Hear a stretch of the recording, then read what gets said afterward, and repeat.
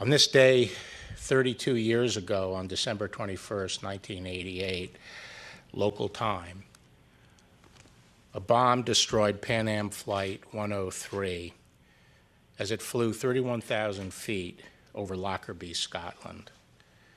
The massive Boeing 747, known as the Clipper Maiden of the Seas, exploded and fell to the ground in countless pieces, scattered across 840 square miles, nearly the entire width of Scotland. The explosion killed all 259 people on board, 243 passengers and 16 crew members, including 190 Americans. Falling debris claimed the lives of 11 Lockerbie residents on the ground, just at the time they were home and sitting down to dinner. The Lockerbie bombing remains the deadliest single terrorist attack in the history of the United Kingdom, and the second deadliest terrorist attack in American history, the costliest being 9/11. Immediately after the bombing, the FBI partnered with law enforcement agencies from Scotland to investigate. That joint investigation led to the filing of charges in 1991 against 2 Libyan intelligence officers. The investigation also pointed to a third conspirator, a man known by the name of Abu Aghili Masood. But at the time, investigators were unable to identify or locate this third person. This morning I'm joined by the head of our National Security Division here at the Department of Justice, John Demers, by Acting U.S. Attorney for the District of Columbia, Michael Sherwin, and by Steve D'Antuono, the Assistant Director in charge of the Washington Field Office of the FBI. I'm also joined by Caro Weeps, who I met last year at the memorial for the 103 victims, and whose brother, Rick Manetti, was killed on that flight. Cara now leads a Pan Am Flight 103 advocacy organization. I also want to say that I talked earlier this morning with the director, Chris Ray, who regrets very much he can't be here in person, to underscore the commitment and the tenacity of the FBI in this investigation. That was underscored to me also last year when I spoke at the memorial at Arlington National Cemetery.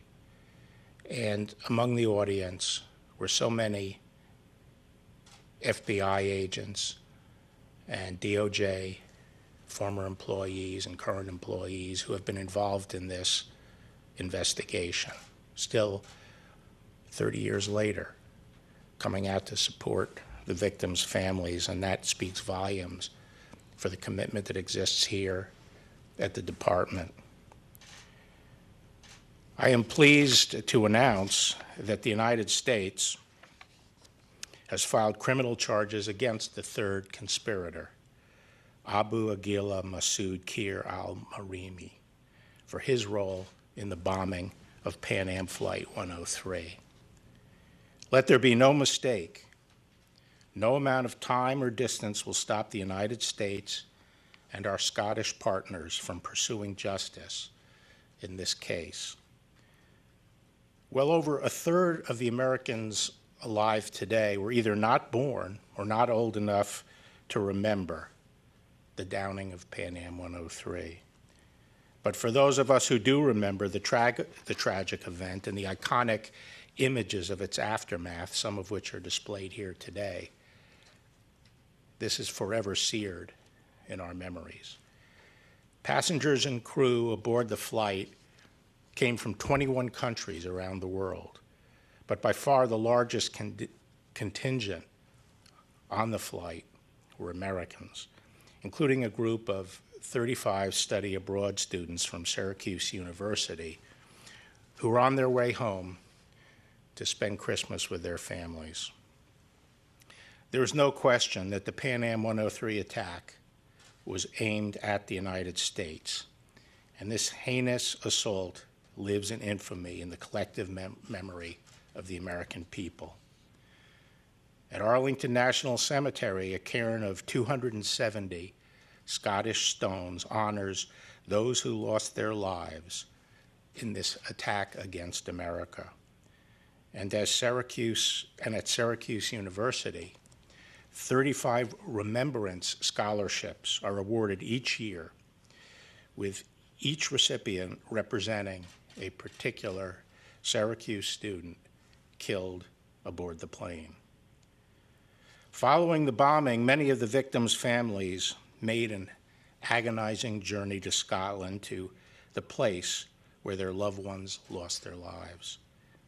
The people of Lockerbie, though devastated themselves, provided around-the-clock hospitality.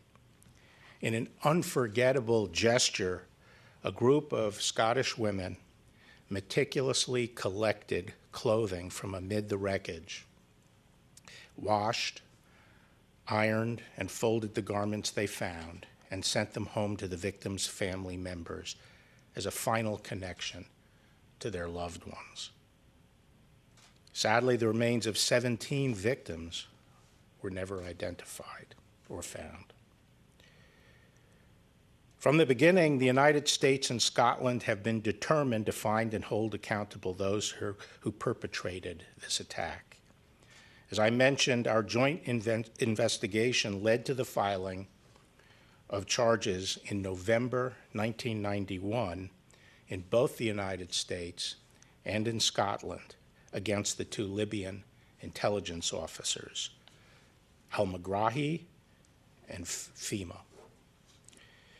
Nearly 10 years later, in May 2000, a specially established Scottish court convened in the Netherlands to try these two men. And in January 2001, Megrahi was convicted and FEMA was acquitted. The breakthrough that led to the charges announced today arose when law enforcement learned in 2016 that the third conspirator had been arrested after the collapse of the Gaddafi regime and had been interviewed by Libyan law enforcement. The interview occurred in September of 2012.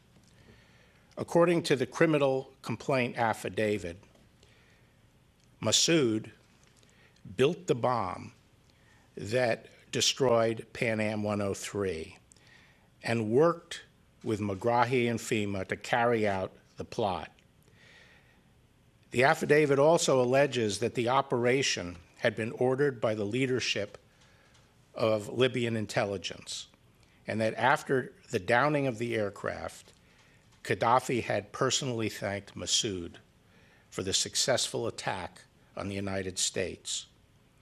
In addition to his involvement in the Lockerbie bombing, Masood also was involved, as we allege in the complaint, in the 1986 bombing of the Labelle discotheque in Berlin, West Germany, which killed 2 American servicemen and a Turkish woman. Although Masood remains in Libyan custody, Libyan authorities provided a copy of their interview to law enforcement. Based on that and other evidence, prosecutors from the U.S. Attorney's Office in the District of Columbia and the Counterterrorism Section of the National Security Division unsealed a complaint this morning in the U.S. District Court for the District of Columbia, charging Masood with terrorism-related crimes for his role in the bombing of Pan Am 103. At long last, this man, responsible for killing Americans and many others, will be subject to justice for his crimes. The Lockerbie bombing case holds a special significance for me because I was serving as acting Attorney General when charges were filed against Megrahi and FEMA in 1991. I know firsthand the toil, tears, and sweat that have been poured into pursuing justice for the victims of the bombing and their families. And so it is with profound gratitude that I recognize and thank our law enforcement friends in Scotland for their nearly 32-year partnership with us on this case. I also thank Lord Advocate of Scotland, James Wolfe, for his continued partnership. There is much work still to be done, and we will not be able to do it without our colleagues in Scotland. We are committed to working arm in arm with them as we move forward in this case. I am especially proud of the countless agents and analysts of the FBI who have worked the Pan Am 103 case relentlessly over the decades. Thank you for your dedication and your perseverance. And finally, I thank the prosecutors of the U.S. Attorney's Office for the District of Columbia and the National Security Division for their many years of hard work and for preparing the charges in this case.